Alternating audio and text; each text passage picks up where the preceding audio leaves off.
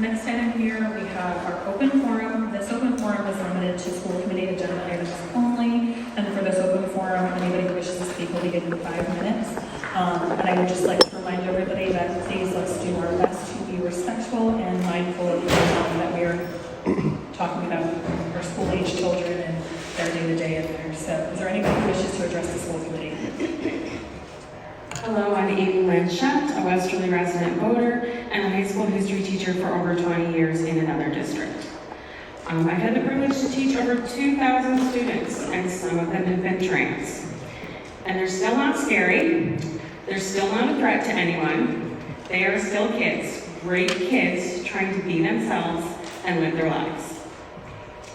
They need and deserve our empathy, our understanding, and our support. Tonight, I ask the school committee to strengthen the transgender, gender nonconforming, and transitioning students protocol by making it policy. Thank you.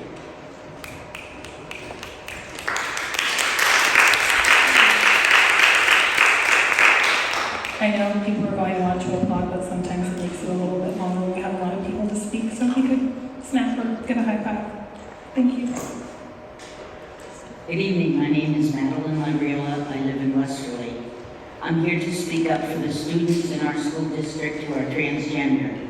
As a former educator, a concerned citizen, and a grandmother of a transgender grandchild, I feel my voice is important, and I would like to share what it's like a little bit to be a witness to a transgender person growing up in this time.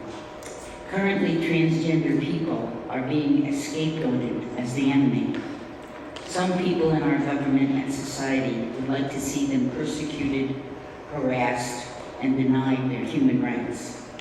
We cannot let that happen. In Rhode Island, we have a protocol that seems fair and reasonable and has been in place for several years.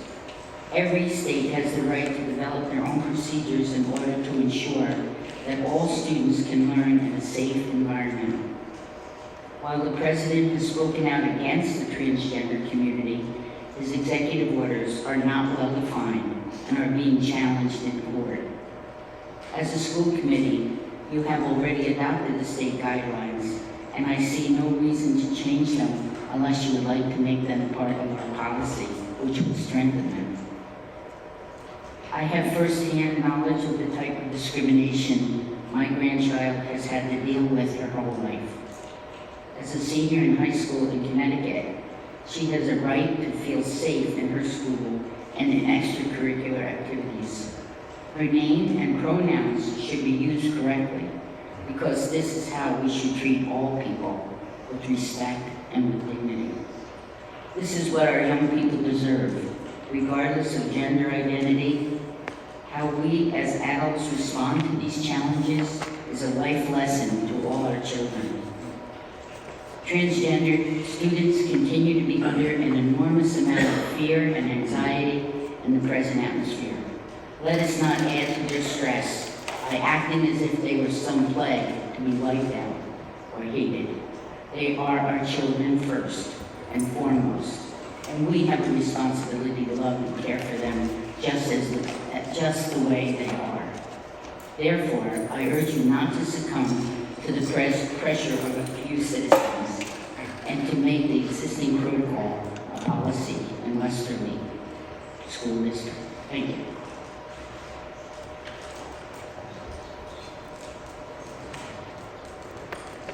Good evening. My name is Jennifer Wood, and I'm an attorney and the executive director of the Rhode Island Center for Justice. Our center represents children and families in matters relating to the public schools statewide. And I'm here this evening to speak in favor of your retaining the legally required protocol that your school committee has adopted pursuant to state law. I'm concerned that there seems to be a lot of confusion about the mandatory or voluntary nature of protocol, policy, and guidance. So I want to kind of run through the basis on which the protocol that you've already adopted was promulgated. In addition to having practiced law, and specifically education law in Rhode Island for over 40 years, for 10 years I was the chief legal Education, so I'm quite familiar with how this process works. The requirement that school committees adopt policies and protocols to prevent discrimination on the basis of gender identity for transgender and gender nonconforming students is based in state statute, and the Commissioner of Education and Board of Education passed a regulation, not guidance. First there was guidance in 2016 and then a regulation legally adopted in 2018, which under state law requires your school committee to have in place a conforming protocol or policy that conforms with the duly promulgated state regulation, not state guidance, although the guidance itself also has the force of law. All of these protections for students are based on two basic principles that every school committee in Rhode Island is bound by. That is the statutory obligation you have to maintain schools that are safe, supportive, and affirming for all public school students. And secondly, to prevent discrimination on the basis of race, gender, gender identity, disability, and all of the other legally protected categories in Rhode Island state law. Therefore, I was confused to see that there would even be a question coming before this committee about whether or not it was something that you could undertake to move away from or revise a protocol that conforms with the requirements of state law. Because actually that would place you out of compliance with state law. And why do I know this so firmly? I was in court on August 19th when Judge McBurney of the Rhode Island Superior Court reviewed a challenge to the state regulation that requires you to have the very protocol that you're discussing this evening. And in his decision, Judge McBurney ruled very clearly that every school committee in the state of Rhode Island has a regulation that governs its conduct in this regard, and that that regulation is valid and required under state law, conforms to the state statute and the state constitution. And he went in a very detailed manner through the sources of the commissioner's authority in promulgating and enforcing that regulation. And as I assume you know, the protocol that you're reviewing was required to be submitted to RIDE for review and approval by that regulation. I have a complete transcript of the judge's decision, which I'll be happy to provide to Attorney Nardone in order that he can review it and advise our committee on its impact.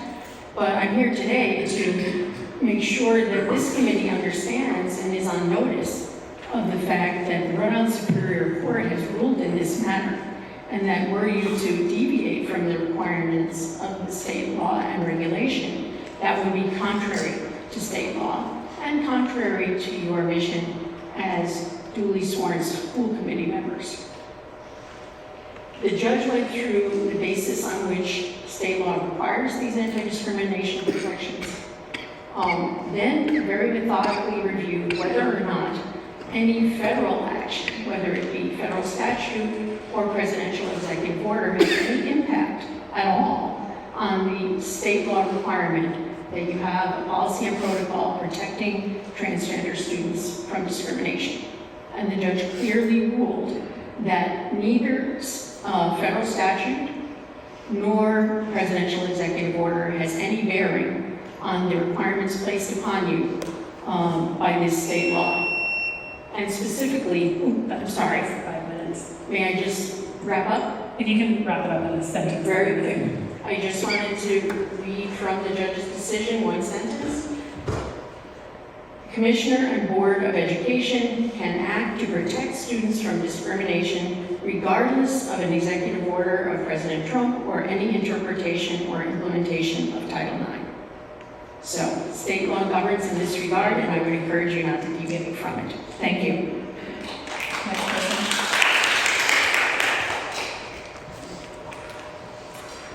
My name is Jean Fournier, and I'm a resident of Westerly. I'm talking about sports as it relates to Title IX. Title IX ensures that no individual is excluded from participation in educational programs or activities, including sports on the basis of sex. This protection extends to transgender students, affirming their right to participate in sex-segregated athletic activities consistent with their gender identity. Westerly's current policy complies with Title IX. Transgender participation in sports is not only a matter of legal compliance, but also a fundamental issue of equity and inclusion. Denying transgender students the opportunity to participate in sports consistent with their gender identity perpetuates discrimination and exclusion, undermining the core values of Title IX. Sports play a critical role in fostering teamwork, confidence, and physical well-being, and all students deserve access to these benefits. By allowing transgender students to participate, we send a powerful message that diversity is valued and that every student has the right to belong. There seldom seems to be an issue regarding a transgender male participating in sports. No one seems to worry about that person being overpowered by the other male students on the team. However, when a transgender female comes to play, protests start. Yet most good female athletes that participate in any sport will admit that they got better playing with their brothers or the boys' team. This is not a student issue, in my opinion. It is an adult manifested issue. Has anyone told our students on their feelings? My guess is they would agree with the current policy. Our kids are far more accepting than we adults. School safety, school funding, teacher shortages, students' mental health. These are far more important issues to address than wasting time modifying this policy. Our current policy fosters inclusivity, provides resources, and adheres to Title IX. This policy empowers all students, including our transgender students, to fully participate in sports, promoting equity, respect, and the transformative power of athletics. Let's not mess with it.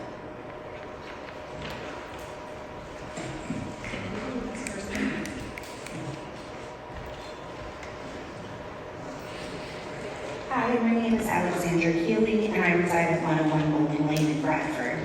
I am currently a Westerly Town Councilwoman, but tonight I am here as a resident and the parent of a Westerly Public School student. I am here to speak on agenda item 13B. The protocol clearly states that all students need a safe and supportive school environment to progress academically and developmentally. I urge the school committee to strengthen that commitment by adopting this protocol as policy. Doing so, every student in Westerly can count on going to a school and having an environment that is safe, supportive, and free from discrimination. Thank you.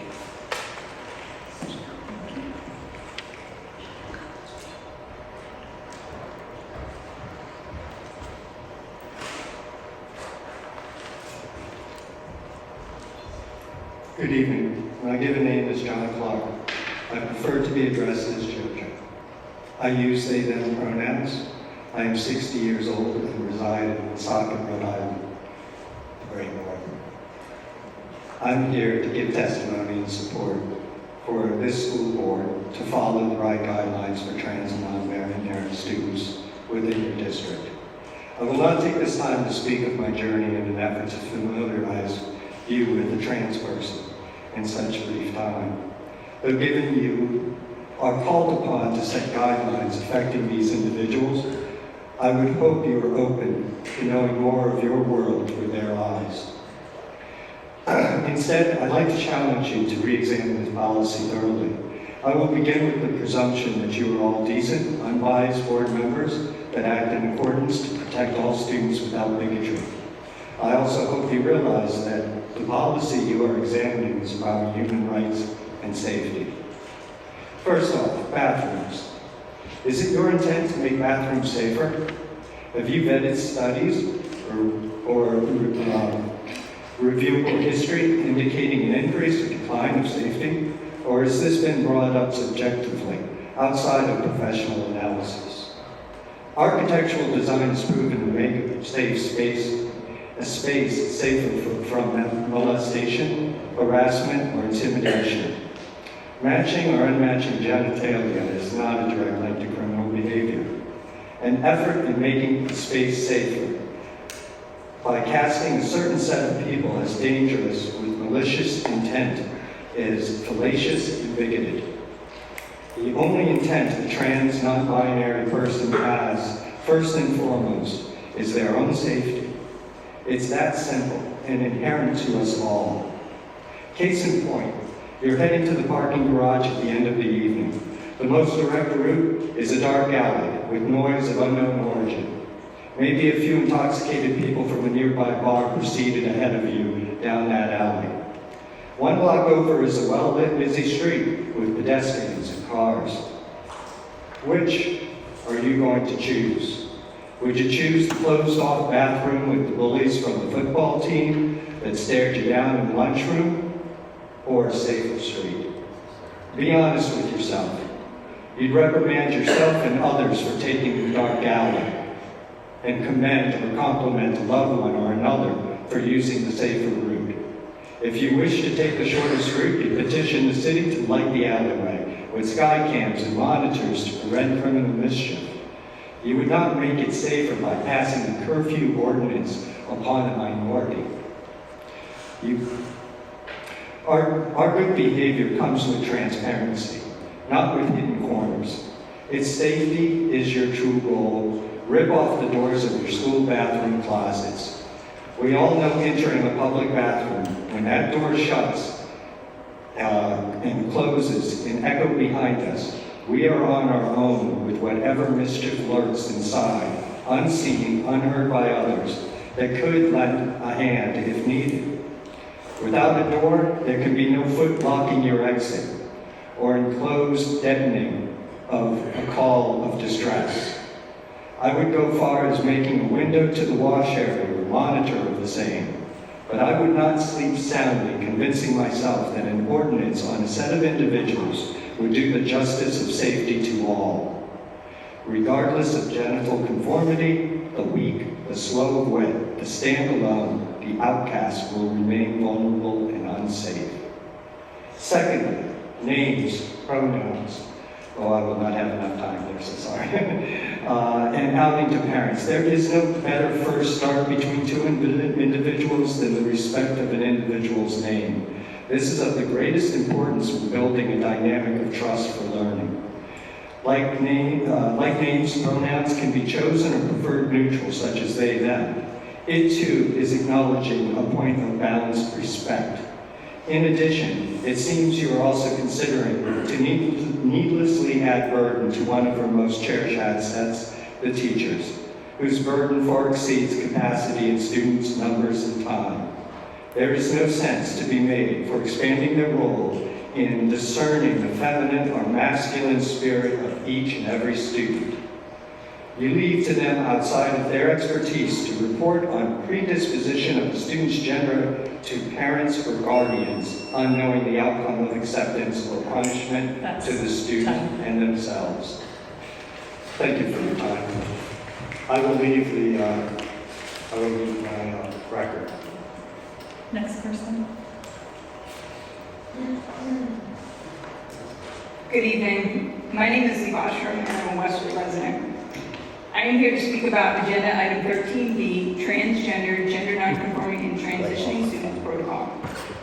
The Westerly Public Schools mission is to create an inspiring, challenging, and supportive environment where students are encouraged and assisted to reach their highest potential.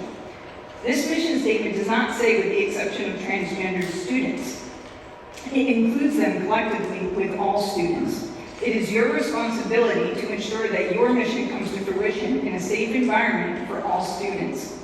The current adopted protocol supports a safe environment for all students to reach their highest potential, and I urge the school committee to vote this protocol into policy. Thank you. Next person.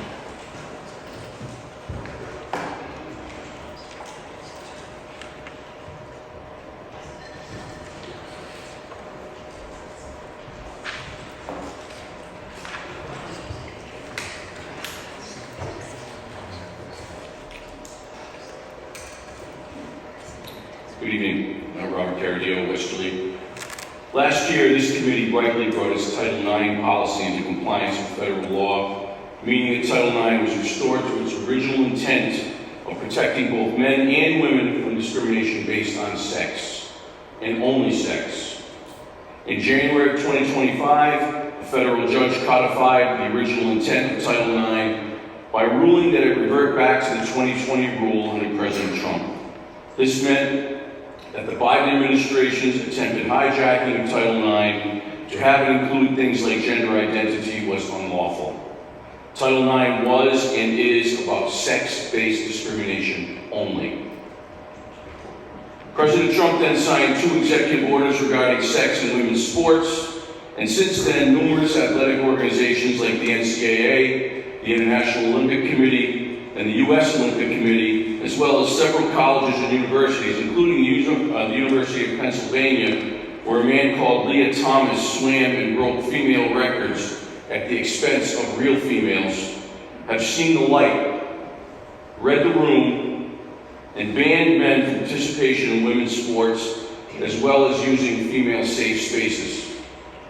A couple of months ago, this committee removed its transgender, gender non-conforming, transitioning students protocol from its website. Yet due to, I guess, pressure from RIDE and the Attorney General, said that the protocol would still be in place. Why would the protocol be removed from the website but still be in practice? At least that's what you told RIDE and the Attorney General, I would assume.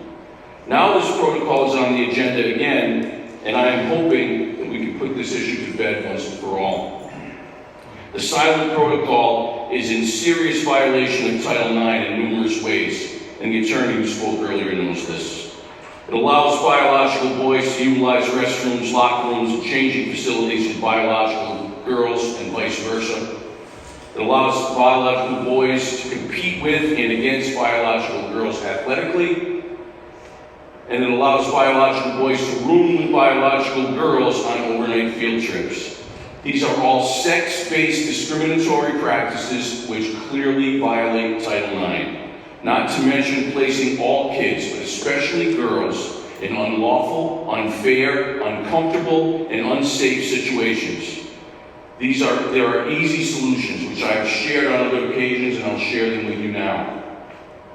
Any child who is uncomfortable using a restroom, locker room, or changing area of his or her biological sex must use a single-stall, lockable facility, period. No biological girl or boy may compete with or against the opposite sex in any Rhode Island Interscholastic League sanctioned sporting event. We know this has already occurred in this district. Last year, when the Westerly High School girls soccer team played Moses Brown last fall, the Moses Brown team featured a biological boy, and more than one person in an influential position in this district knew it, yet allowed our girls to play anyway. You know who you are. It must never happen again. Any child who is uncomfortable rooming with a person of his or her biological sex on an overnight field trip must be given a single hotel room. The protocol is also harmful in other ways. It allows secrets to be kept from parents regarding social transitioning of their own child while in school, which violates the rights of the parents. There should be absolutely no social transitioning occurring in our schools at all, and no secrets should be kept from parents. No gender transition plans in school, period. Secondly, it violates the First Amendment rights of teachers and staff by compelling them to use the student's preferred name and pronoun. One cannot compel speech under the First Amendment. Bottom line is this. This is about fairness and truth. Nothing in this protocol is based on either, and is inherently unfair to 99% of the school population, and it has not 1 ounce of truth to it. Call me whatever names you want. All kids can be protected and must be protected, and there are easy ways to do it. One cannot hide behind FERPA, but basic preferential treatment for one group at the expense of another cannot stand.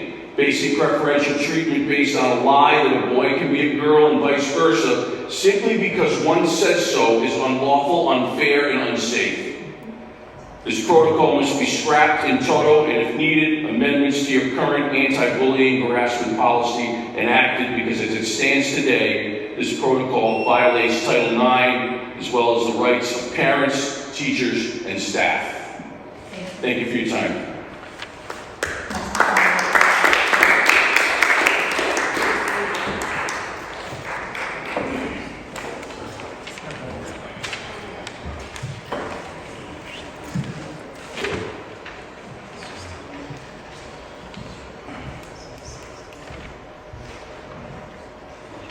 Good evening. I'm Diane Goldsmith, 73 Shore Road, Westerly, Rhode Island. Before I talk about the policy we're discussing, I wanted really to thank all of you. I don't make every school board meeting, but I've been to a lot, and the emphasis that's been put on the things that I consider important about education, hearing about the strategic plan, hearing about Alex. I hope other people get to hear these demonstrations because they're really important to all of our students, and I'm really excited about what's happening in Westerly. So thank you for your leadership on that.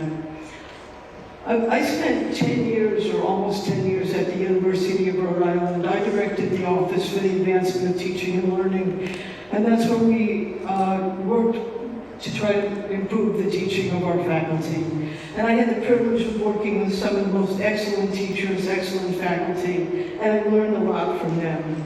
And one of the big things I learned from them is when they're asked the question, what do you teach? Meaning, what subject do you teach? The best teachers answer, I teach students.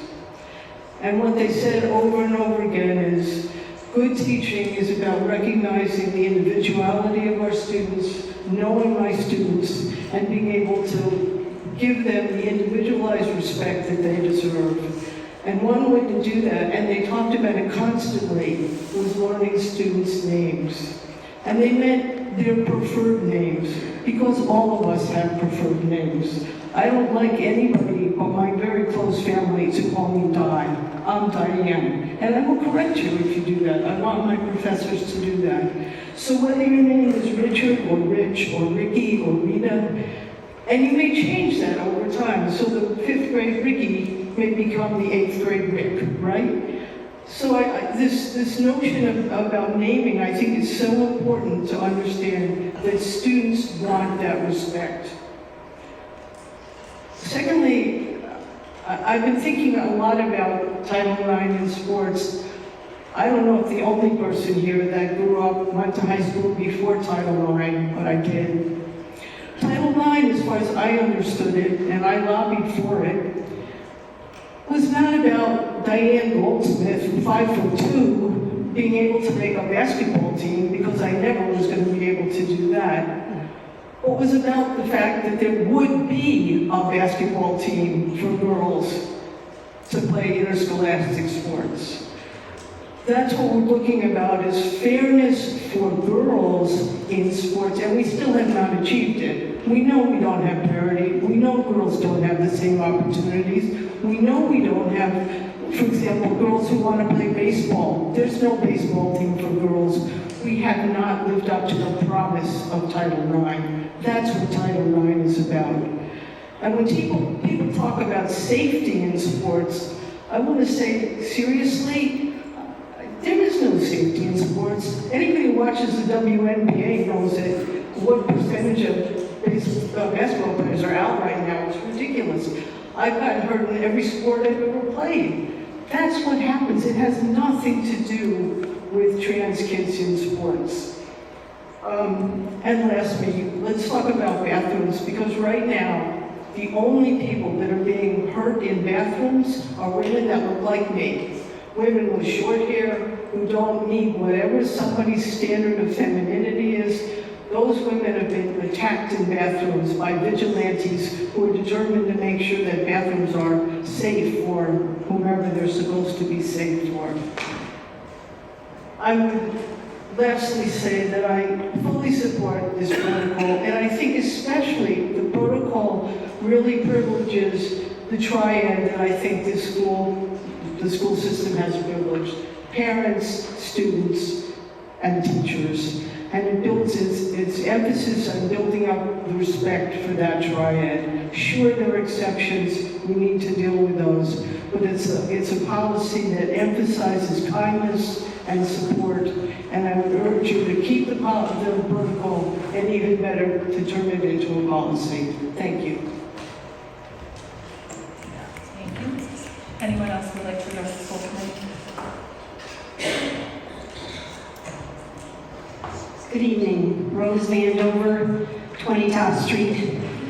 I'm here as a concerned citizen. I am one of your town councilors, but I am not representing that body at this time. I would like to talk about agenda item 13B, and I just have a couple of questions that maybe you should ask yourself. When did school become the do-all, say-all in our children's sexuality? Going to school, I can't even imagine having an adult, even my fellow friends, talking to me about sex. Okay? Just didn't happen. Second grade, third grade, that's what's going on now, and it is not a good thing. They are not mentally capable of handling those conversations. If any of you have children, you know what I'm talking about. We are supposed to be teaching things like math, English, reading, writing. In 2012, Westerly, we were the #1 school in Rhode Island as far as our grades go. How far we have fallen. My God, we are down somewhere at the bottom now. And I can't help but think that our priorities of what we've been teaching have totally gone astray. I'm ashamed and I'm embarrassed. I'm sorry to say, but we are only supposed to be teaching them what they need to learn to get on in this life, to be contributing adults to our society. Sex, that's not for us to teach. That is not our business as a school to teach.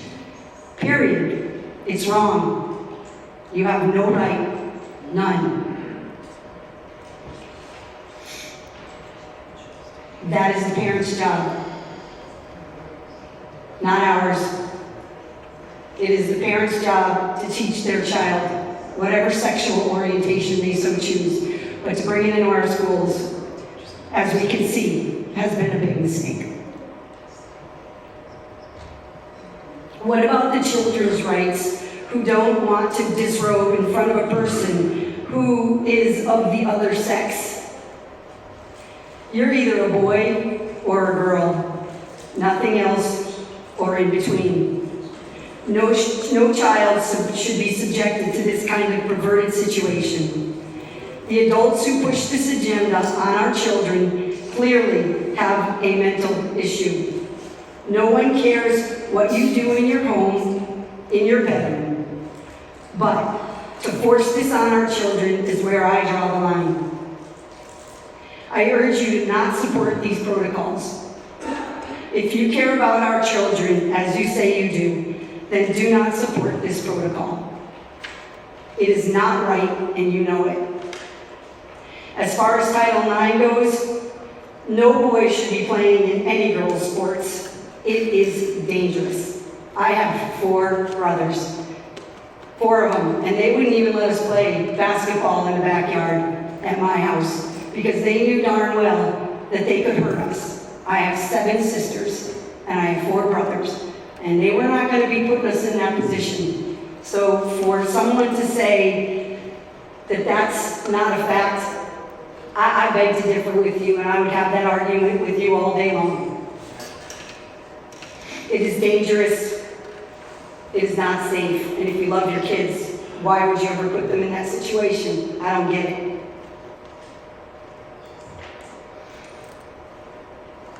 You're not being honest if you think boys playing in girls' sports is okay.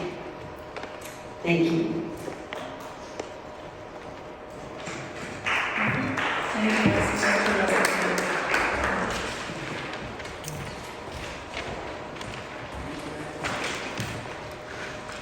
Hi, my name is Joanne Rich.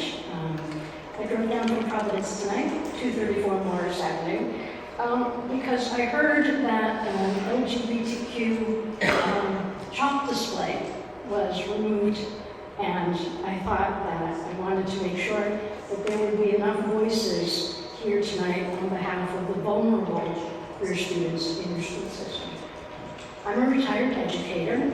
I've known I'm queer since I was 13. I use she, they pronouns. Growing up in the 70s and 80s in school was really difficult. Back then, there was not a single out teacher. No one was out in my high school class of 400 students. I felt like a freak and I felt invisible. These days, it's both better and worse.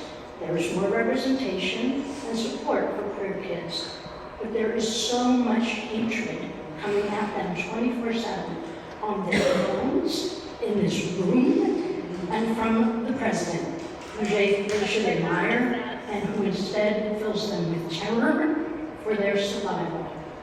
One of my best friends, her son, is trans, and he just moved to France to do his doctorate because he does not feel safe living in the United States. In my career, I worked at schools in New York, Amsterdam, the Caribbean, and here on Rhode Island.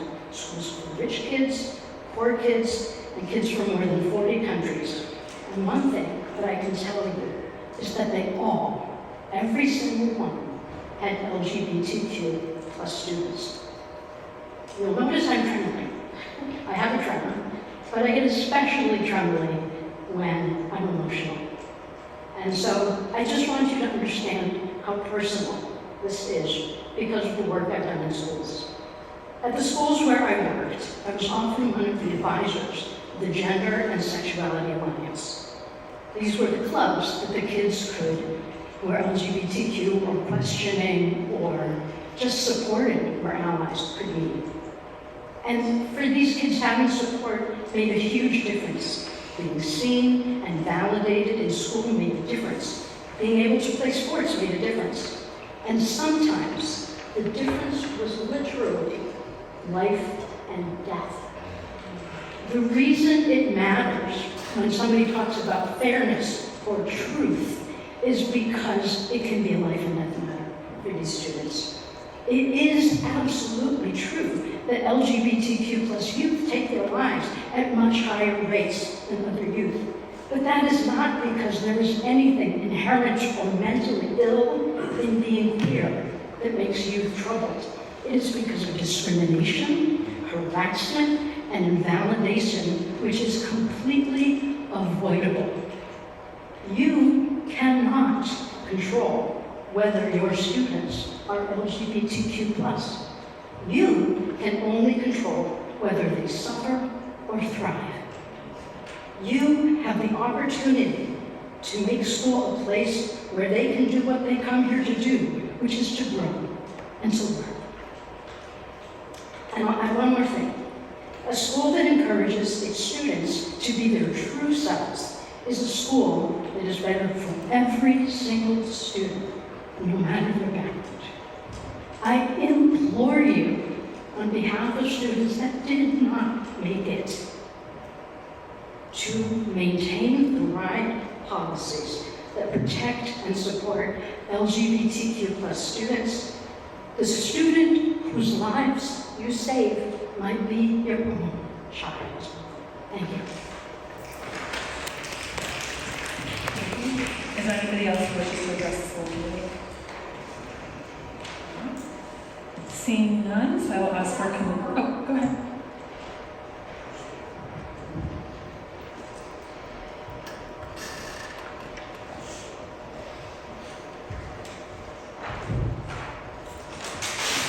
Okay, I'm Anya Paul. I'm from town. I will not give my address because people like to analyze things.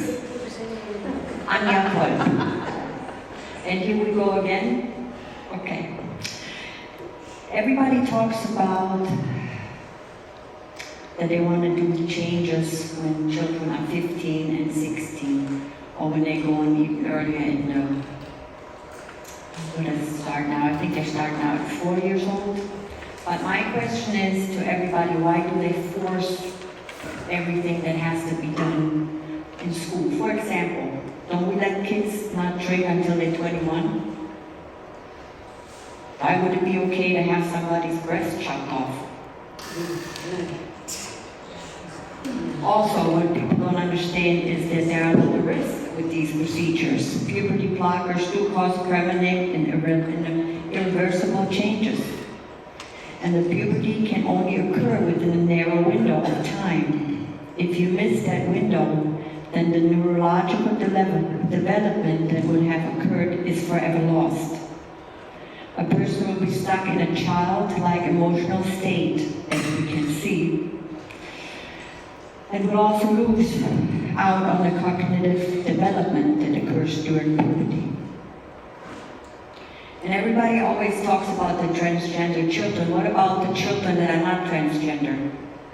How will the parents feel if they have their daughter, for example, in a volleyball match where the other opponent is a man? Because there were a lot of issues that women actually got hurt, that they were paralyzed or had brain damage. So why is it that we always just talk for that little percentage of the transgender? Why don't we look at the majority? That I have the problem with. I think if you want to make it safe, you should make it safe for everybody. Open your own school if you want to have the transgender safes. I mean, really? Because there's only really a small percent, and I don't think we should just concentrate on that part, and we should concentrate what's good for everybody.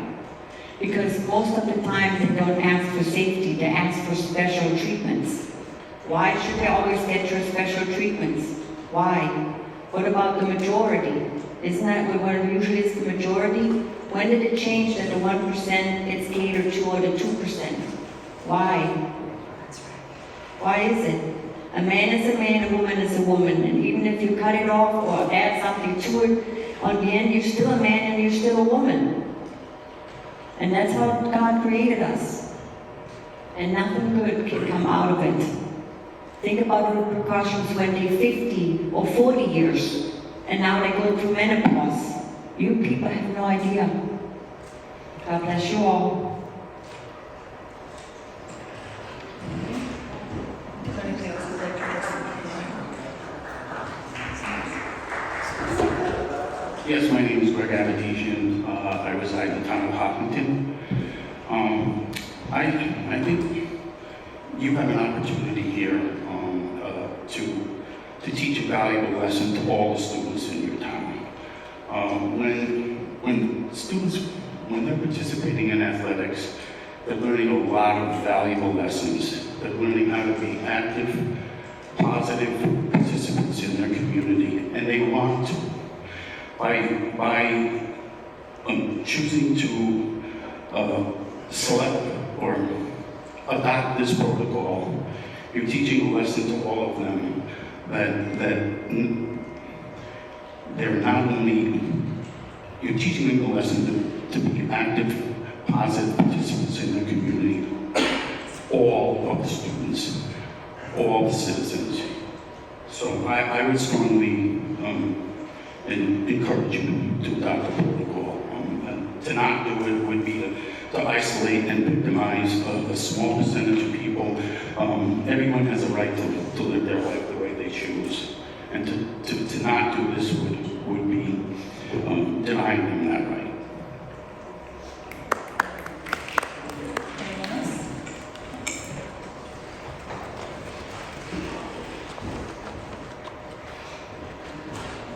Hi, my name is Logan Eveland, and I'm a West Portland resident. I am the Director of Resources and Programming at Youth Pride Incorporated, and I'm a psychotherapist who worked in South County for many years and provided services to many of the trans youth within the multiple school districts in this area.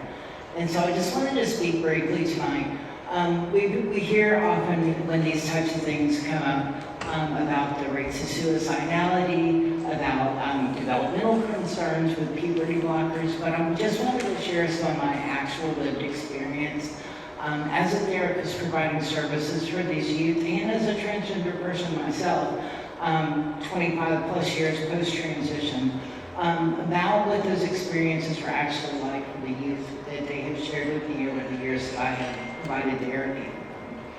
When a transgender youth is in high school and does not have their preferred name or affirmed name and pronouns validated by family, by school members, one of the first things that you see that happens when you look at the normal developmental phases of youth is when they can't use a name that resonates with them. They don't want to give an ID because they don't want to with the wrong name and gender marker on it, or with a photo that doesn't represent who they are as a person. So they resist learning to drive. They don't want a driver's license.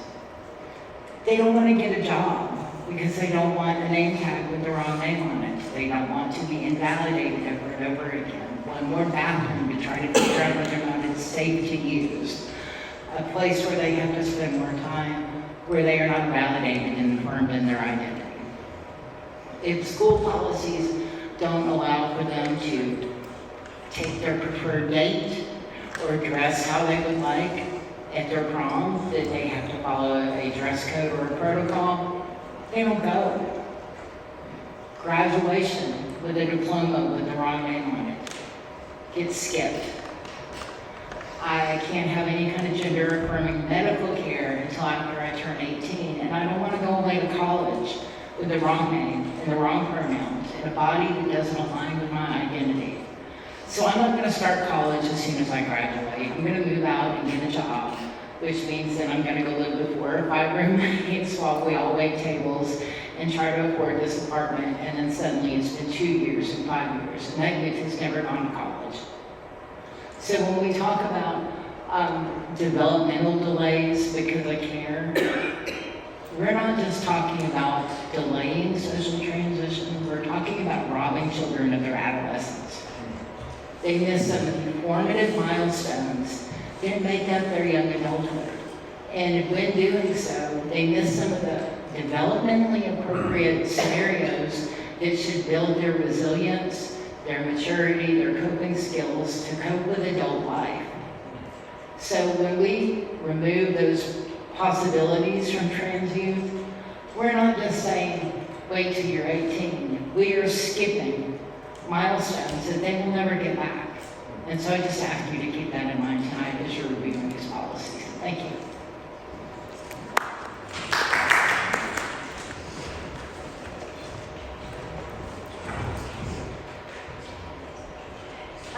First I want to address that legally, RIDE does have a policy in place.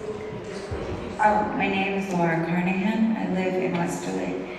RIDE has a policy in place. I don't really even understand how we can legally not follow our own Rhode Island Department of Education's policy. Second, I want to highlight the fact that trans are not predisposed to suicide unless they're in a non-supportive environment. The numbers go up highly when they're in a non-supportive environment. And whether you agree with transitioning or not, your first loyalty is to the child. Whether the child identifies, how they identify, it's not really up for you to judge. You are there to support the child. And some children can't talk to their parents. So you have the opportunity to be even more supportive in an environment where they need support. And this again whether or not you agree is not the agenda here. It's already, the horse has left the barn. The kid is identifying as another gender. Do you want them to feel suicidal? Do you want them to believe that they're not worth living because you don't believe that they should have that choice? That's what I want all you school board members to think about. And in true Christianity, we were told to love our neighbors. Not if they were cis, not if they were black, not if they were white, but all neighbors. That's the Christian thing to do, no matter what you're hearing these days. Thank you. Is there anyone else who would like to address the school committee?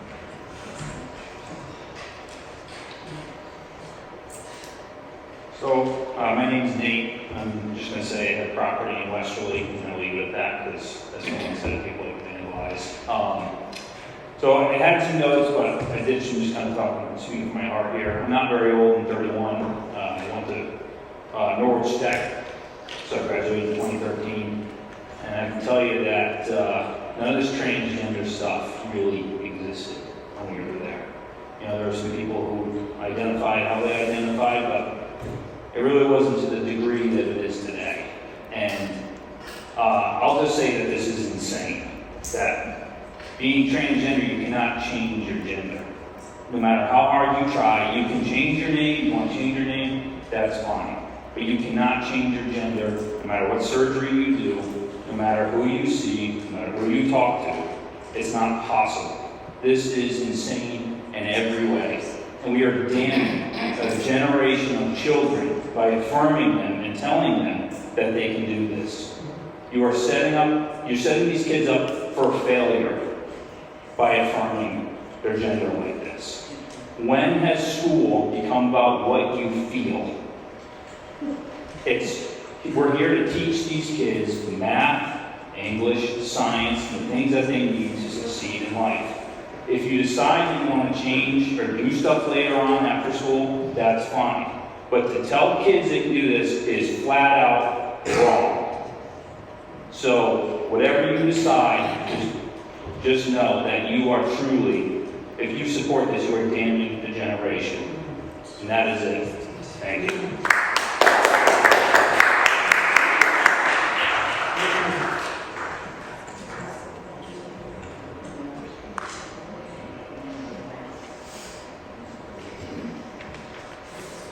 My name is Amy Crawford. I'm a neighbor to the north of Westerly. I live in South Kingstown. And I came in support of other people who are concerned about trans rights being threatened.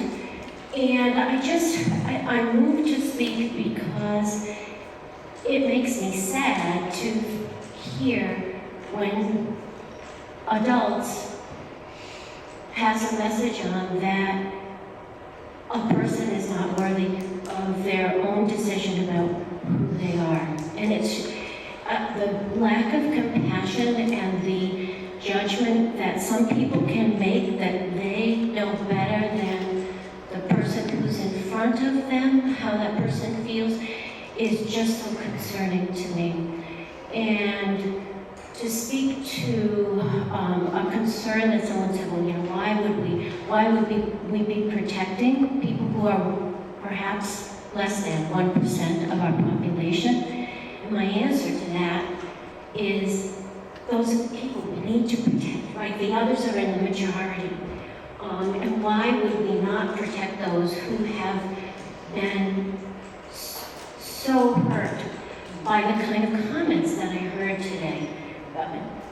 Dismissing them, saying they can't be what they say they are. And so I just had to say that, I hope that people can someday come to a better understanding of what other people go through. It's not, we don't know we only know our own experience, and if we don't respect someone else and how they describe their experience, we're missing out. So, thank you.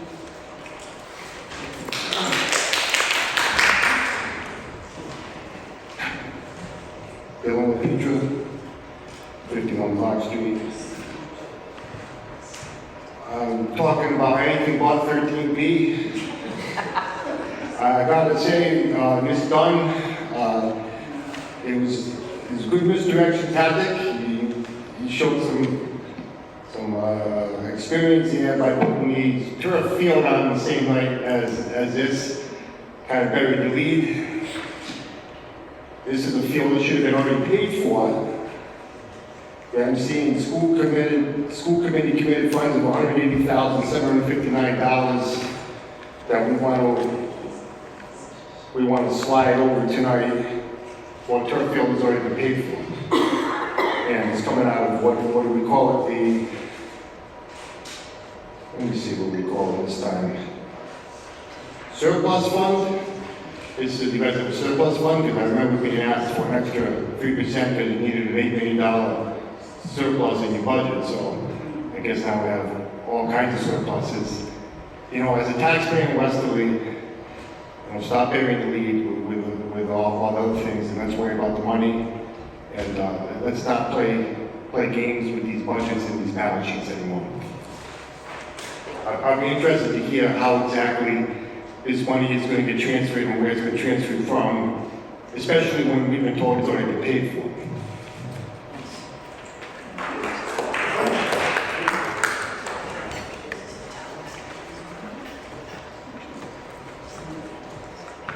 Hello, good evening. Paolo Magliari, Westerly, Rhode Island. I'm here as a concerned citizen to tell you that I hope that you rescind what's on 13B.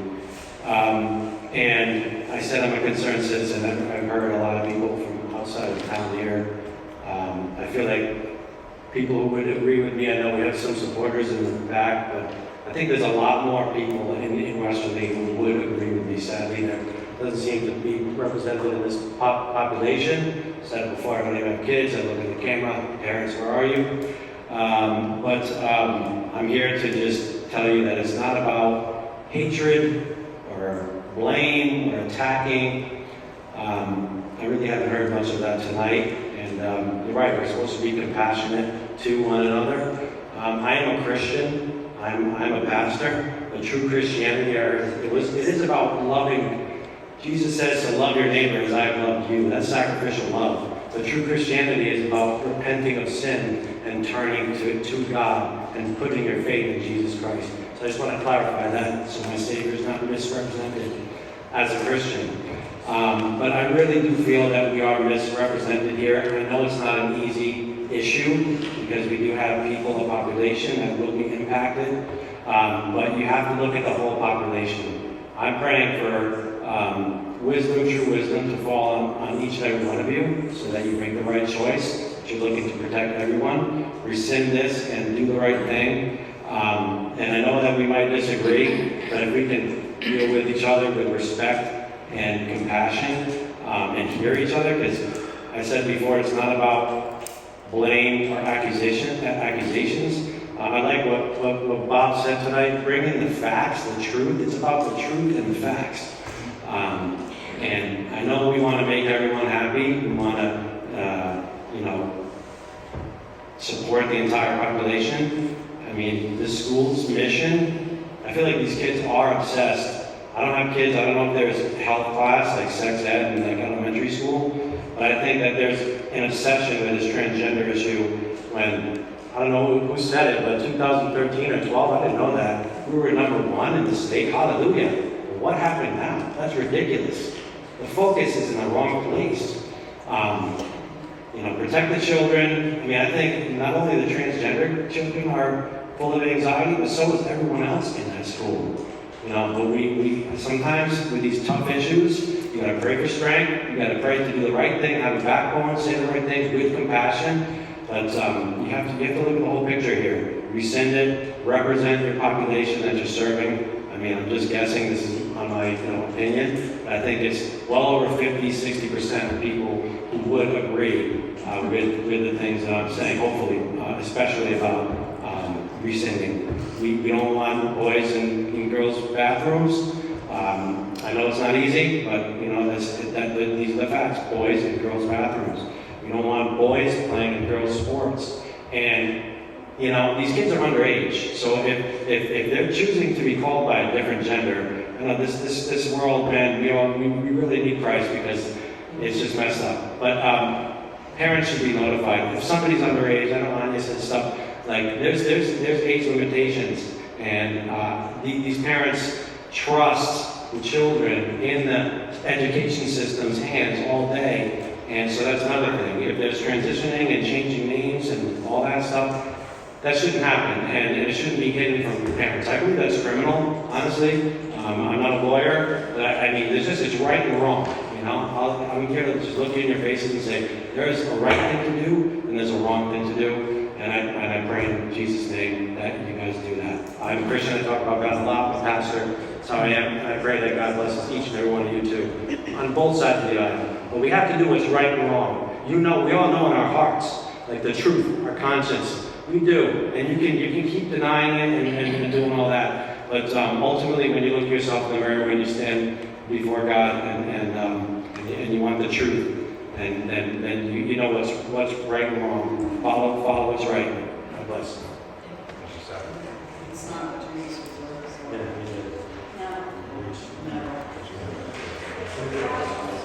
Can you please limit the comments in the audience, please? Just let people see the podium. Thank you. Hi, good evening. I'm Tim Flanagan from Westerly. Just a few quick things. First of all, thank you for this opportunity to discuss this issue. And I think, one of the main things is to help us all to learn. I want to really thank especially the people who are transgender who spoke tonight from their own experience. I thought I had a fairly good understanding of transgender issues, but I'm still learning.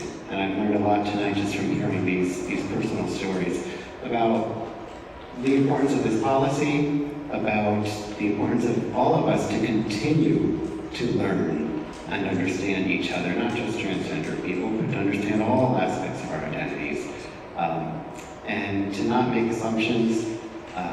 And I truly appreciate those that spoke tonight and helped us to continue to learn. And I also just want to make the point that, a lot of the calls for removing this policy seem to be based on fear, seem to be based on misunderstanding, seem to be based on statements that are portrayed as facts but don't seem factual to me. And that your job is to do your homework, do the research, to listen to those who have the lived experience, but also do your own research. And to know that this RIDE policy that dates back to, I think, 2016 was based on years of research when it was put into place. So let's not forget that. Thank you very much. Is there anybody else at this time who wishes to address the committee? Okay, seeing none, so I will open it up for committee members' responses. Tim, go ahead. All right, I'll be the first one. Unfortunately, Dylan left, so I would just respond to him quickly that it's my fault. I brought up the field because I wanted some answers, so I'm taking the blame on that. As far as the Title IX situation, I thank everybody for coming tonight. I thank everybody for being respectful, because there is a ton of divisiveness in this room. There's just the way it is. I kind of made notes of names, ones I didn't hear, I'm sorry, but I can agree and disagree with many different things that were said tonight. First of all, one that just stuck out to me, Nate, that spoke, that graduated in 2013. I graduated in 2000, and I do have to agree with you. I don't ever remember all of this being a subject in high school. I mean, I've been out 25 years, but still, I don't remember this being a huge topic. I'm sorry, I just don't. But I also do have a high school senior, and I have a 2023 graduate of Westerly High School. And you know what? They don't come home talking about it either. And here's the biggest problem I have tonight. I'll start with my biggest problem, is there wasn't one parent of a current student that came up to that podium tonight. There was not one student that came up to that podium tonight. Not one. And you know what? In the past, we have had plenty of students. This is not my first rodeo up here. Unfortunately, I'm nuts and came back. We have a former school committee member out in the audience who knows, along with everybody else up here, half of being up here is learning. And we learn every night that we're here. We learn every day. We receive emails, we receive phone calls. I mean, our information is public. My cell phone is on the Town of Westerly website, as is every other person that's sitting up here. So is my email address. And what bothers me the most is I have not had a single call or a single email from a parent about this issue, which is what makes this even harder for me, because when we're talking about currently enrolled students, nobody's said a word to me. So where do I go from there? You know, it is such a difficult situation, and I am really disheartened that some students didn't come up here and express how they feel. I really am, because I wish we would hear from, you know, frankly, to me, more of the parents and the kids that are living this situation.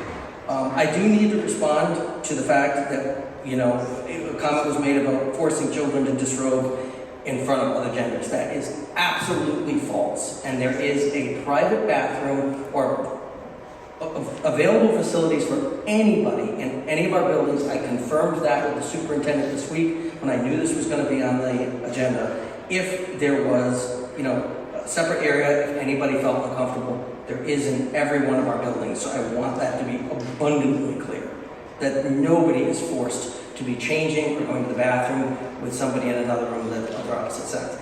Yes, that is a fact, and there is one in every building, and if anybody doesn't believe that, the superintendent is a very gracious host and will take anybody on a tour of the building and show you that. It is a fact. That is the way it is. So, sorry, I do have to say that. I am sorry for, I'm reading back, sorry, I've got my notes on, I'm a messy writer here too, but Madeline, when you spoke about your grandchild, you know, being bullied for being transgender, I'm sorry to hear that. The bullying situation, whether it be transgender or, I mean, a haircut or the way they dress, I'm sorry, kids these days in the school, they're horrible to each other. They just are. It's lousy, and you know, it's a situation that we continue to have to deal with. But, you know, some of the stuff said tonight, it hurts me on both sides. Look around, look to either side of you. I mean, come on. Why do we have to have all this hate and anger? Where did this all come from? It was not there when I was in high school. It's not, but the problem is, it's in a room of adults. My kids aren't coming home with this problem. They're just not. So I don't know if this is the adults creating a problem that doesn't exist. I'm not sure. But you know, like I said, I have a senior, I have a third grader, and I have a graduate of Westerly High School, and this has never come home as a problem. So I don't quite understand how the hell we got here and why this has become such a big topic. We were elected to support the students, families, and staff of this district, and that's what we should be doing instead of wasting time on things that are just, frankly, I think adults not getting along with each other.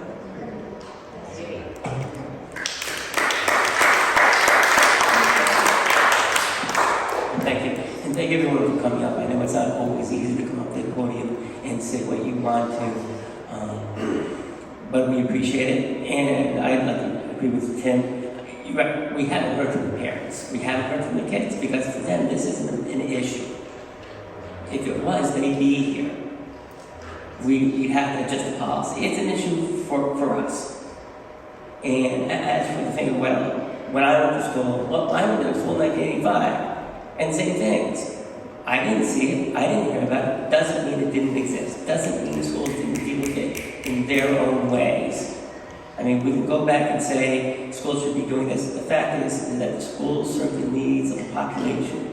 Whether it's just coming to school and doing your work, or if you have other issues with your parents, other medical issues, other social issues, the schools have to deal with that. We don't have a choice. We can't send you home and say, it's not our problem. And again, I appreciate people who have both points of view, but we have to make decisions based on policies that we have to deal with children. If someone comes to us with an issue of being transgender, how do we deal with them? We can't just pretend that they don't exist. We can't just pretend that those policies aren't there for them. And, you know, I kept hearing that we're forcing. No one's being forced to do anything. This is how we deal with these situations. So when a teacher or an administrator is presented with this issue, they don't have to make it up every single time or hope that they're not going to be doing something not wrong. I mean, I think that's it. I mean, some people may disagree with that. That's fine. We can continue to talk about this and maybe adjust it for the future. As when Councilor Dunn came up, he asked, you know, how these things happen. Well, I would just put up just the way he does when he votes to take other contingency funds to spend it on the town side of the budget. We have a contingency that we've developed over years, and when we need to, we go into that. Thank you. Anybody else?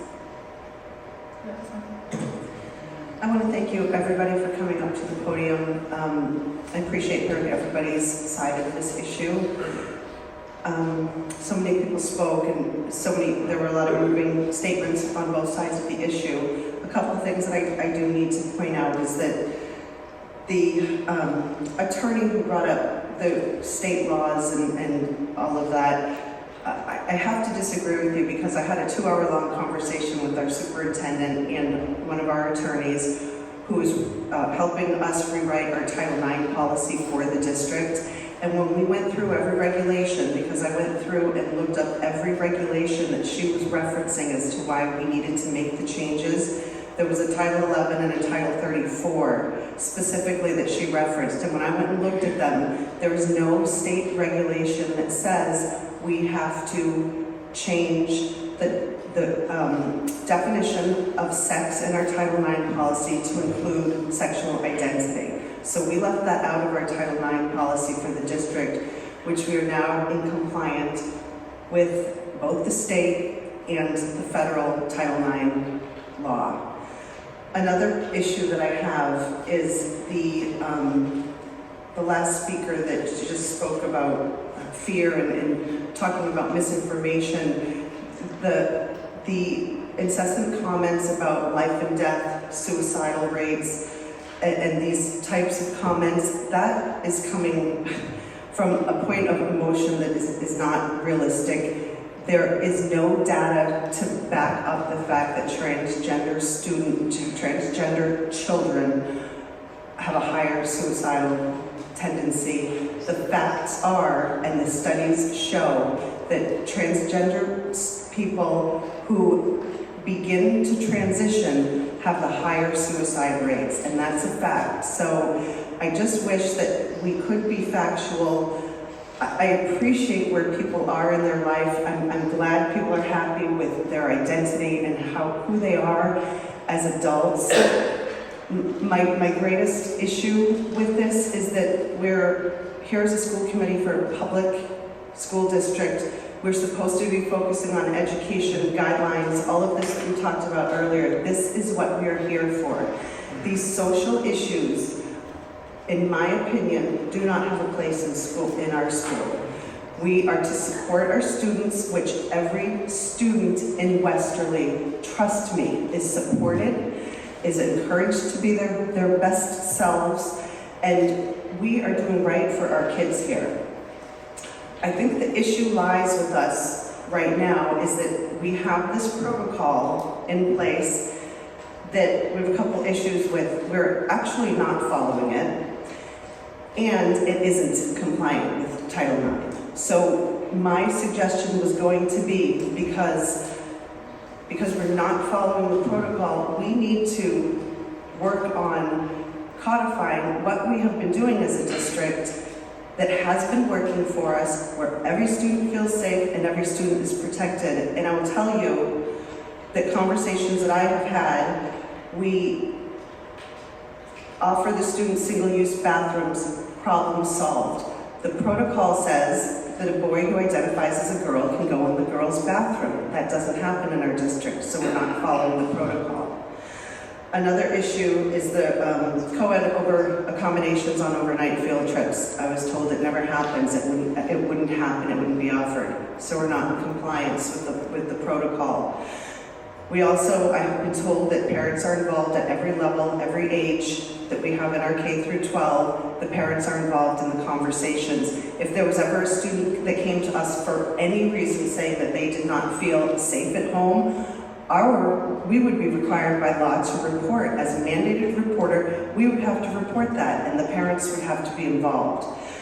We also have just started conversations, from what I'm being told, that the athletic department is going to be told that if a transgender student comes from another district, or we go to another district, that we would forfeit the game because it is not safe. It's biology, and I'm sorry, but a male biology playing in a female sport is not safe for our children. Just as I was told, if we went to another field that was very safe conditions on the field itself, we would forfeit the game because that's not safe. So the policy's sitting there. I guess it makes people feel better to pretend that we're doing all of this, but we're not. So I would like us as a district and as a school committee to say what's been working, what have we actually been doing, let's be compliant with federal law, and let's stay in touch with what we have already decided to do based on attorney recommendation of not involving gender identity or sexual identity and confusing that with sex. That's all I have to say. Thank you. Anyone else? I don't want to get into the transgender policy too much because obviously we're going to be talking about that a little later. The only thing I just wanted to mention is it's important for both sides to remember school district is not a parent and it cannot take the place of a parent. We're going to do everything we can to make sure our kids feel safe, to feel supported, but we can't come between children and parents. That's going to get this district in all kinds of problems. And the other thing I wanted to say, kind of build on what Tim said also, if we had this kind of turnout for other issues, this district might see some changes, but you guys only come here to fight about the transgender policy. We're here to educate. Come talk about that sometime. Thank you. Anyone else? Go ahead. So let me just say this. He graduated in, what was it, 2013, 2000, correct? I got my 56th reunion coming up on from high school from Cranston East on Friday, which was a different world from what it is now. We've heard a lot talk about, and we mentioned this at the last meeting, had a conversation about executive orders, and there have been a lot of executive orders, and our attorney gave us a briefing on it, the last meeting that we had. But eventually we had, as I learned from my social study teacher, who was from Westerly in U.S. history, we have three branches of government. And one's the judicial, one's the executive, and one's the legislative. This is all going to be played out when the Supreme Court comes back in the next session, to be honest with you. We know where that's going to land because it's a handpicked Supreme Court. So, but I would say that, in the meantime, Ms. Wood, you're the most formidable attorney I know in education because we have faced one another and sometimes we didn't always agree, but we always came to a reasonable compromise. And if she knows the law, she knows the law. And that's all I'm going to say. So.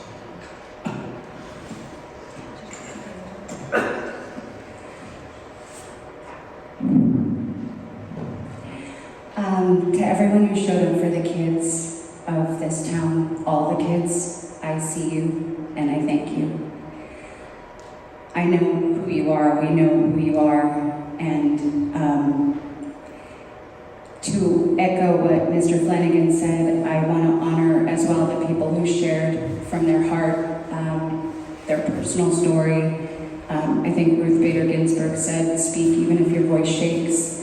Mine is a little bit at the moment, but here we are, speaking anyway. And the fact that you're vulnerable in this space and in front of this committee means something, and I want to acknowledge that. Mr. Caradillo, good evening. To echo one of my favorite musical theater pieces, Hamilton, I wanted to invite you back into the room where it happens, because I noticed that you tend to hang back there, come to the podium, address this committee, and then retreat. And if you're really interested in a dialogue, then your behavior belies that statement.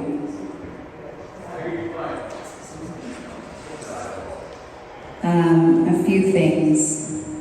To Madeline, I'm sorry for your grandbaby.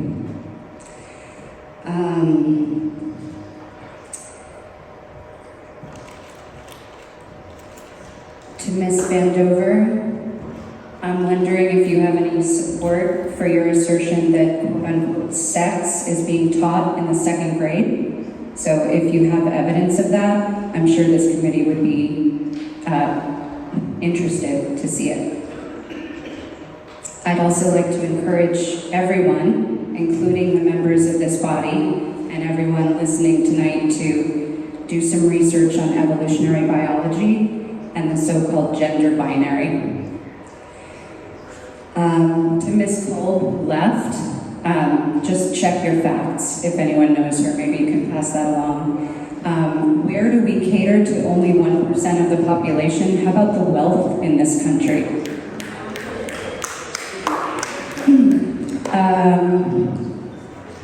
To Nate, I'm just going to repeat your statement that we are damning a generation of children by affirming them. I just want to leave that right there.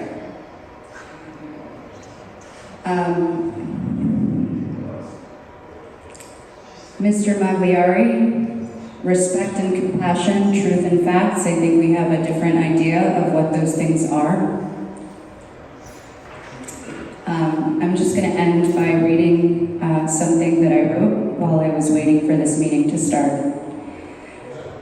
Protocol and policy without humanity, without compassion for the people who will navigate it, who will use it as a beacon, as a touchstone, whose lives it will quite literally save, is hollow, it's empty, and we can do better. To quote Mr. Alquist from one of your columns, protocol is a floor, it's not a ceiling. We have an opportunity, we as a committee have an opportunity and an obligation to every child and family in this district. Why are we not embracing the robust protocol that is in place? Protocol that, from my understanding, was developed by mental health professionals and attorneys for RIDE to be used as a framework crafted by experts for us to use in our district to help support our kids, and I would add our most vulnerable kids. I'd ask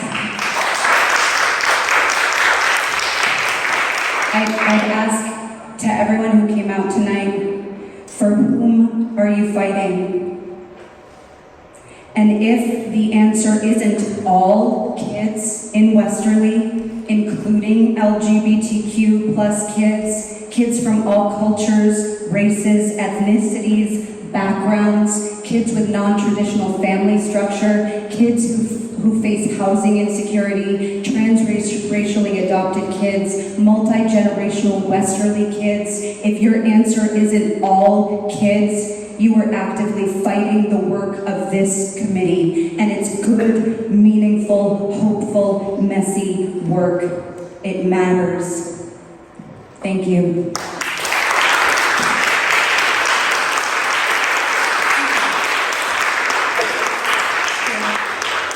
I would like to thank everybody who did come up and speak this evening. And just a really quick correction, Tim, we did have one Westerly parent who was here, so I want to make sure we say that actively.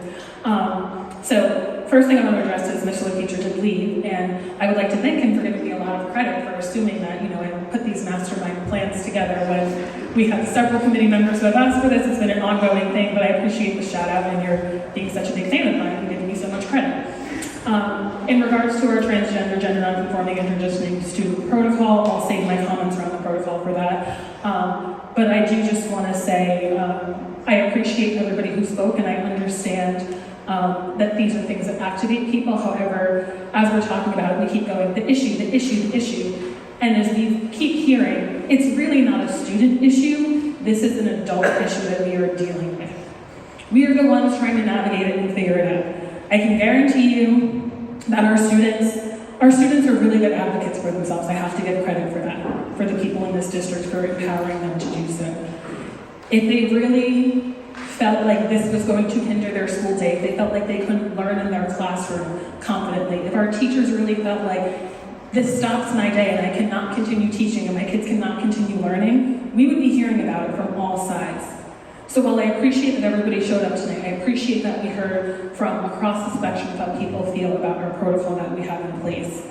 Respectfully, it's time for this conversation. If we need to continue it in other spaces and people need to have that dialogue in other spaces, we should. But as far as this committee is concerned, we really need to wrap up this conversation because it keeps coming back to us. And then we all look around and we've actually hurt kids in the process because they have to hear this. They have to possibly sit there and understand that possibly the way that they've been coming to school every day is in jeopardy. We have to think about the kid who might be sitting there going, I think I want to talk to my parents about this. I think I want to go to my teacher with this, but ooh, maybe now's not the time for me to do it. We have to think about the kids who maybe they're not dealing with our transitioning protocol, but there might be other adults that they've looked to ask for safety and to ask to have a conversation. Now they're not sure if they can do it anymore. So respectfully, it's time for us to move this conversation forward, make a decision here, and move on to the next conversation.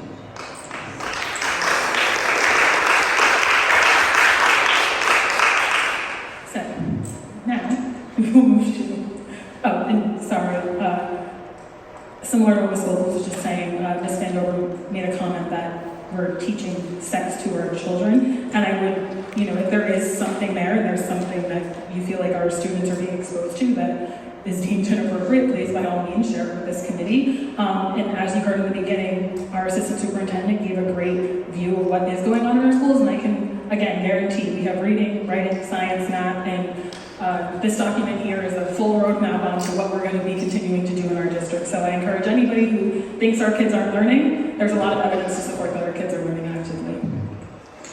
Okay, so next here we have item 13B, which is our transgender, gender nonconforming, and transitioning students protocol.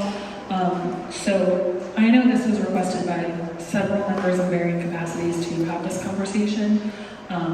So I don't know if there's anybody who wants to introduce the protocol and what the conversation is, and then we'll figure out what our motion or non-motion will be for this topic. Go ahead, Ms. Beck. I had asked, I was one of two that asked, and I'll just repeat what I said during our response to the public comment.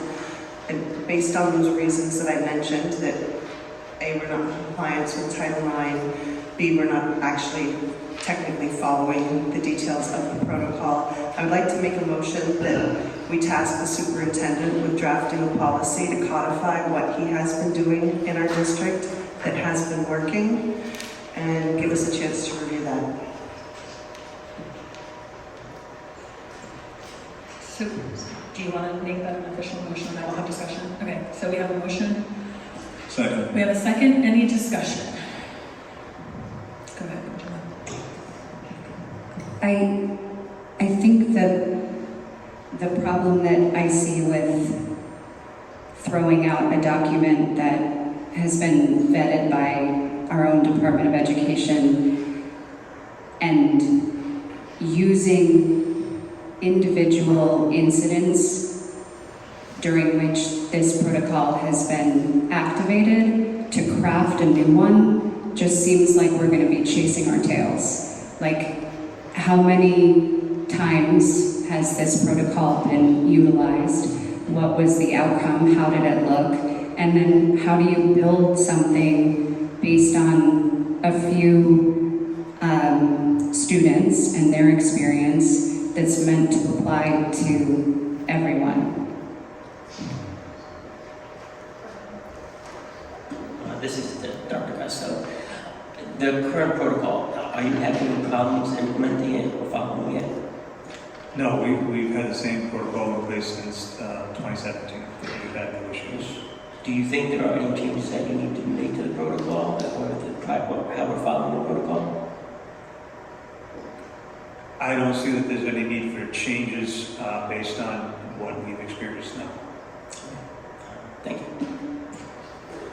And I'm hearing Lori loud and clear, but the policy book is loaded with a whole bunch of stuff and all kinds of student discipline things, and sometimes things aren't followed by certain teachers and certain students, but I honestly believe that, and again, I said this earlier, this is going to be decided by, and I don't know what's going to happen with the Supreme Court rules, how the state will look at it, but I prefer to keep the status quo right now in place as we kind of maneuver through what's going to happen in the next year.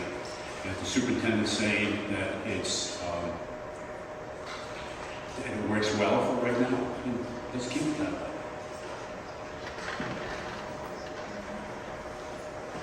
Just one thing I wanted to say, whether we change the current protocol, keep what's in place now, removing it from the website, I think was a transparency issue. People should be able to see exactly what it is we have in place, exactly what it is we're enforcing, just so there's no confusion. So, I agree with you, so you think we should put it back up on the website? That's what we're enforcing. Yeah, I agree with that. I agree with Mr. Jackson. I mean, if we're gonna, if this passes tonight, we need to keep the website as transparent as possible. So I would agree with that.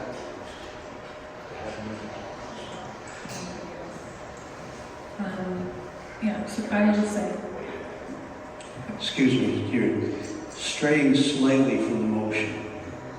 The motion was to ask or direct the superintendent to draft a policy. Now, whether or not the protocol goes back on the website or stays off the website.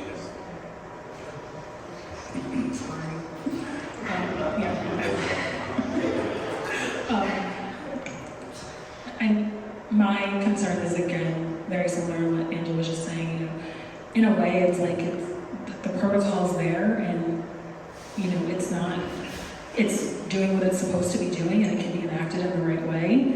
And I think asking, you know, our administration to go back and start over again, where I would feel confident in saying we'll probably end up back in the same space. And if anything, maybe a little more emphasis on, it seems like a lot of people are concerned about there's things that are hidden, maybe a little bit more emphasis on, it's working together with students, families, and, you know, the district to make sure that students are supported. So, me personally, I just feel like there's not a space where handing it back to the superintendent is going to be productive for, as I said before, for us to move forward and to solidify our students to say, you know, we see you, we want you here, and we have some things in place to support you.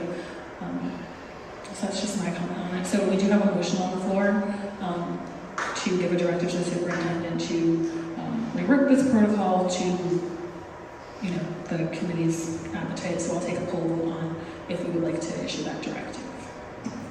No. Yes. No. No. No.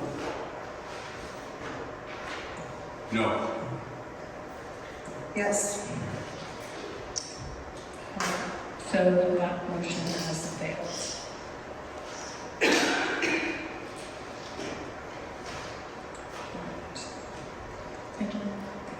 I am not totally confident that this is the right moment, so Mr. Nardone, I'm sure you'll stop me if I'm wrong, but I, based on comments and my own instinct, would like to make a motion to adopt the transgender, gender nonconforming, and transitioning student protocol into policy.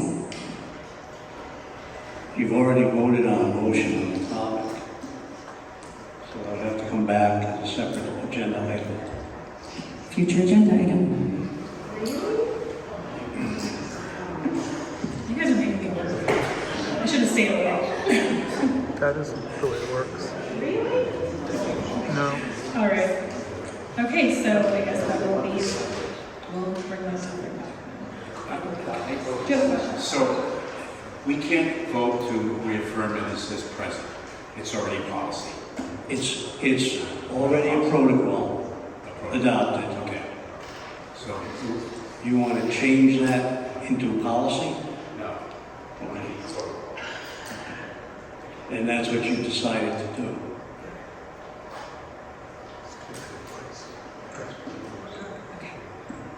So it comes back up.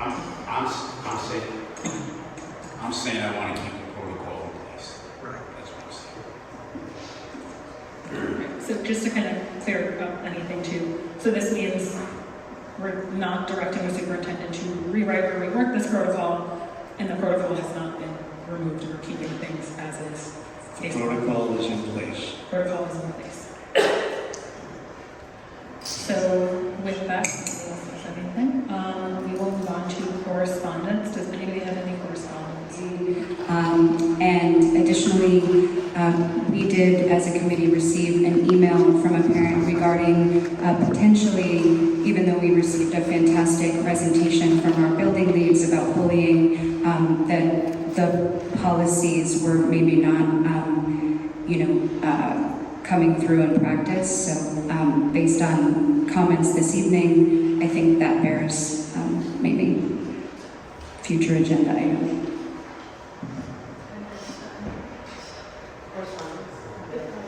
I received an email to my personal email, actually. It was only sent to me, it was specifically attacking me for my comments at the last school committee meeting. So I'm assuming Ms. DeSantis is going to send me another one after tonight. So if you could just please adjust your corresponding email to my lycall@westerly.k12.ri.us, please, not my personal email. All right, and future agenda items. We already heard one. Since it came up earlier, the chalk on the sidewalk, which has been considered an issue of illegal activity of defaming town property. I think that we as a committee should maybe discuss this at some point. If we need to wait until after the investigation is finished, I'm fine with that, but it needs to be an agenda item at some point to determine how we feel about school committee members possibly being charged with a crime, and decide if we think there should be any repercussions for that, or if we're just okay with it. And I'd like to discuss it once anybody's ready to, or once the investigation is complete.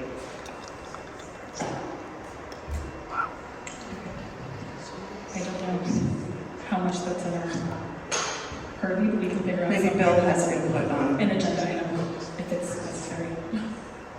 If it's necessary to make it an agenda item? No, I said we can figure out how, if it's necessary to make an agenda item out of it. We can work on the wording of the item.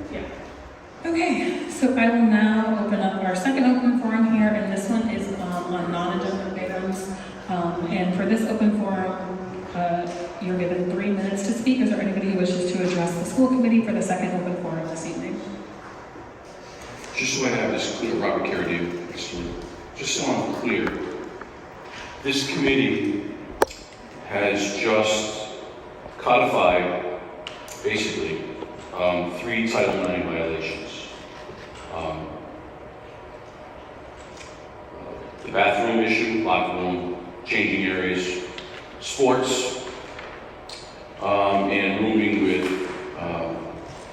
the opposite sex on field trips.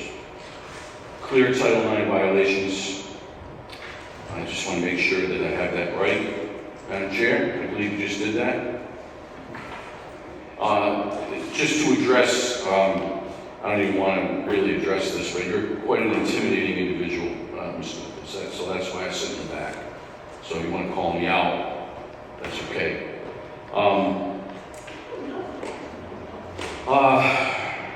Lastly, I wanted to compliment you and Ms. Healy and Mr. Rober on your artwork. Your excellent, really excellent artwork that you did last night. Gutless, hateful, disrespectful of this town. That's the most you've done in 5 years, Mr. Rober. The fastest you've moved, the most you've contributed in 5 years. You belong in handcuffs, all of them. And I'm going to try to see how that happens. Thank you. Nate Westerly. Just a couple, I guess, rebuttals to Tim or Timothy. You said that your children have come home and you haven't heard anything from it. What about all the other children who maybe said something? And also, I am a father of a 1-year-old, so I'm kind of preemptively here for these ridiculous policies. Because I'm fighting for my kid before she even gets to school.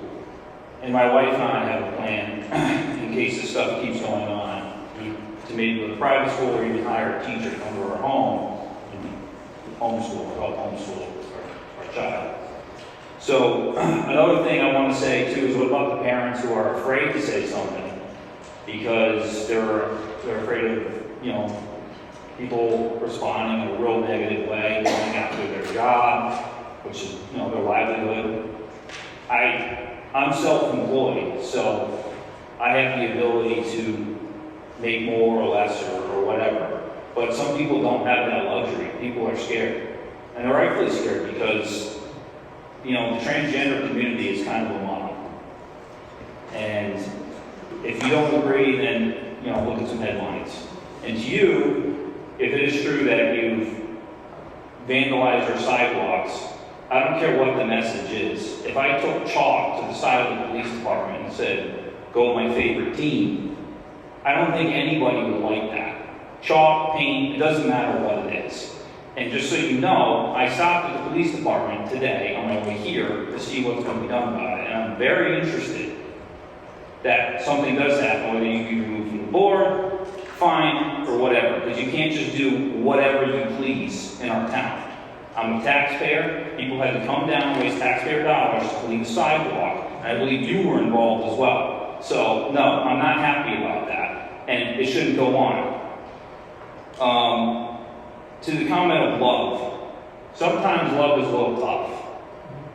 And, you know, if somebody is doing something wrong and you correct them, sometimes it's not so nice. You're correcting them in love.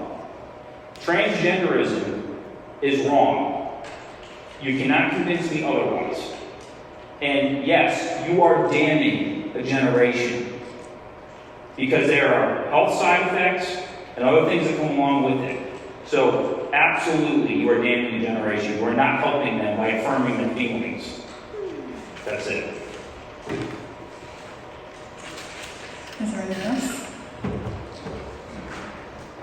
Do I need to re-identify myself? Rose Vandover, 20 Top Street, Westerly, Rhode Island. I'm here as a concerned citizen, not as a town councilor. Mr. Kelly, I'm just going to respond to a few of you who chose to respond to me. I appreciate that. There are no parents here because they're afraid to be retaliated against, okay? I have people come up to me all the time telling me how they got my back, but they can't say anything because they're worried about losing their jobs, about who's going to say what to them, and it goes the same for the school. And you can't tell me that's not the truth, especially if you're a conservative. If you're a conservative, you're a teacher, you don't agree with the minuscule amount of people, you're damned. They're coming after you. Trust me, I know. Trust me, I know. Okay, so that's why there's no parents here, because they're afraid to speak. All right? So, and also on the issue of the bathrooms, let's just say. You don't give straight kids a choice. You give transgender kids a choice. How many straight kids are going to fill up a one-stall bathroom? Come on, man. Let's be realistic. Mr. Ober, you're right. It's not your place to deal with this issue. It shouldn't even be here. This shouldn't even be happening. All we should be talking about is educating our children. That's it. It's pretty simple. For Lori, again, this shouldn't even have been on the agenda. We are here because it was on the agenda, though. That's why we've come out to speak on both sides. Mr. Garza, I would love to come visit your school, but my concern is, well, first of all, I was very busy trying to run an election and get voted in, and I apologize for not getting back to you. I was kind of busy and have been since. I would love to come see your school, and I would definitely make the point to do that. I would like to go and just kind of show up, though, so that things can't either be put away. If they are, if they're not, I don't know. They might be. I hear a lot of stories, but I'll be there. Make no mistake about it. And also, you wonder where I got my statistics from. Well, I got them from the RIDE website. That's where I got them from. Last year, that's what I got from your RIDE website. And I will show you because I have the papers at home. I will make sure that I get you a copy of that. That I promise you. Okay.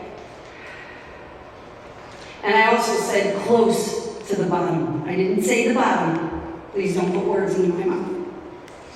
Ms. Goethals, please don't be disrespectful to Mr. Carradillo. He does a lot for this town. It's not becoming of you. He was perfectly respectful to this committee. And I found your words rather hurtful. Can I have one more minute? I just have one more thing to You can say. just wrap up your last thought, your last sentence, and then. Okay, can I come back up? No, we only give 3 minutes, so if you have like last sentence to wrap it up, but. Well, the chalk issue, you too. You should be ashamed of yourself, and I'm gonna make sure that this doesn't get swept under the rug.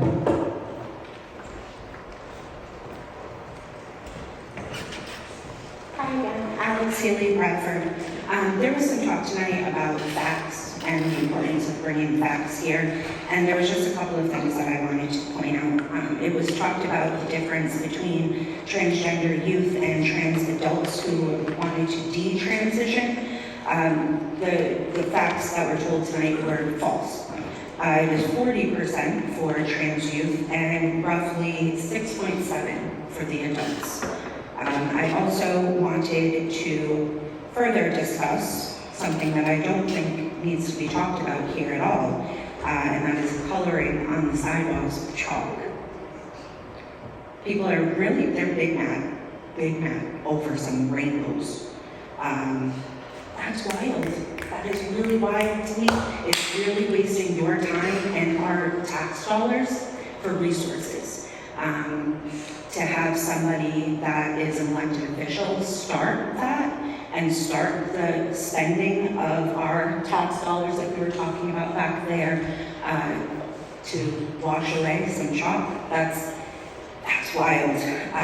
So on the other side of that, if you want to look into state vandalization and graffiti statute, it's Rhode Island State Law 11-4421.1, which clearly says whatever happened last night, there's nothing against the law about it.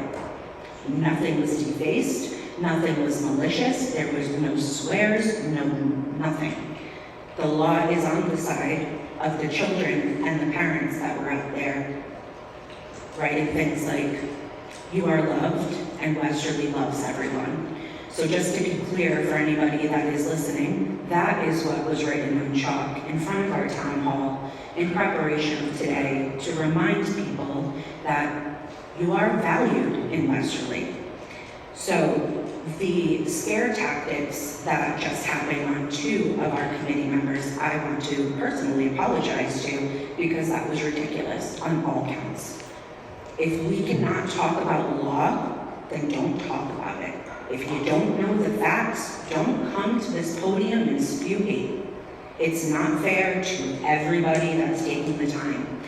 And then also one other fact, I am a parent. I know you forgot about me, Tim, but thank you for straightening him out. I do agree, there are people that are scared to come here. I'm not. And I'm hearing from a lot of people that the majority of who is sitting up here is the majority of Westerly, and they feel represented. So I thank you guys for that. I hope everyone has a great night. Thank you. I don't usually speak at these things, but I feel I should talk in defense of the First Amendment. You know, my name is Steve Alquist, I'm a reporter, and I'd like to speak about the chalk specifically. This year was the 29th year. You had a festival in Wilcox Park, an arts festival, and every year they do chalk art there. And children and parents do chalk art together, and if it's actually defacing, that means every year for 29 years you've been defacing Wilcox Park with chalk. Chalk is First Amendment speech, it's protected, it is not graffiti, it is not defacing anything, and it's protected. And if it's not, believe me, there will be people there to protect you on it. So anyway, just standing up for the First Amendment, because as a writer, I think that's really important. So thank you for your time.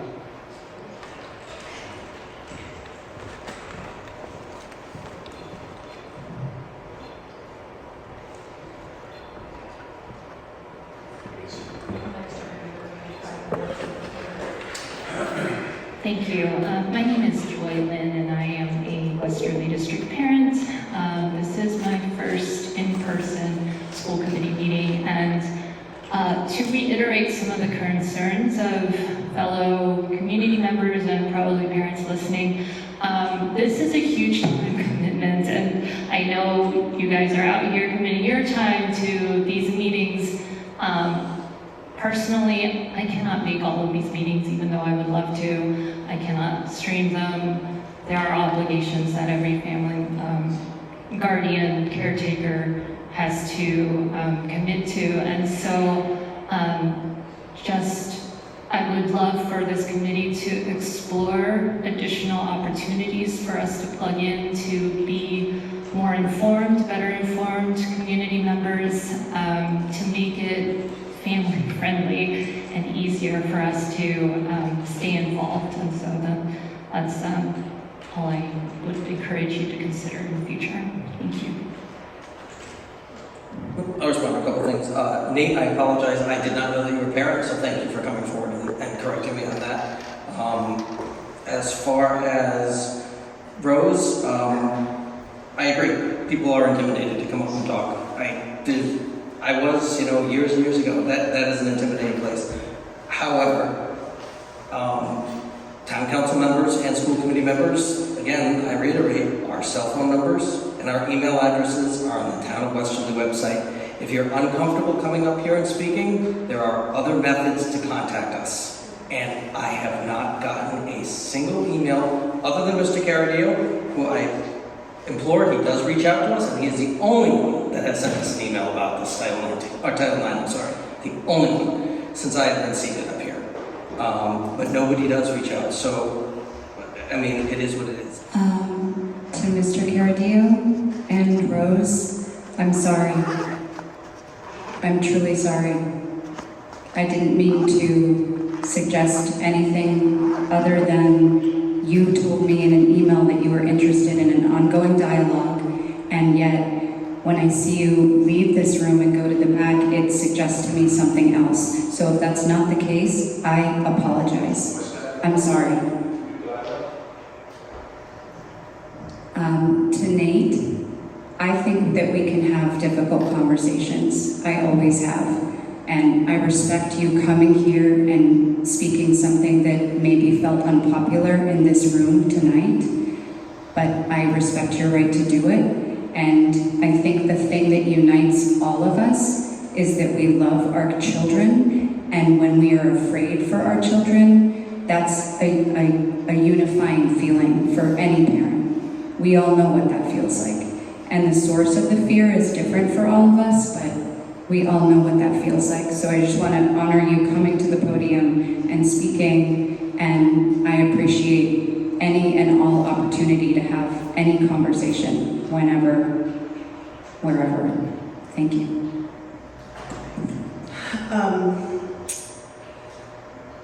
I'm not, the votes that were taken at this, okay, I guess I'll address the audience first. The smugness of the town councilor who defaced the town property and can't admit that what she did was wrong, and instead comes up here and laughs at us because of the fact that it was a rainbow. It doesn't matter what you did. You did it to town property, and that was wrong. I've never been more embarrassed on the votes that we're taking at this meeting tonight. I can't believe the things that were just voted on at this meeting. And Dr. Garceau, I wish you had spoken up the way you did when you and I were having a conversation yesterday, and were more clear about what we are actually doing and what we are not actually doing with that protocol.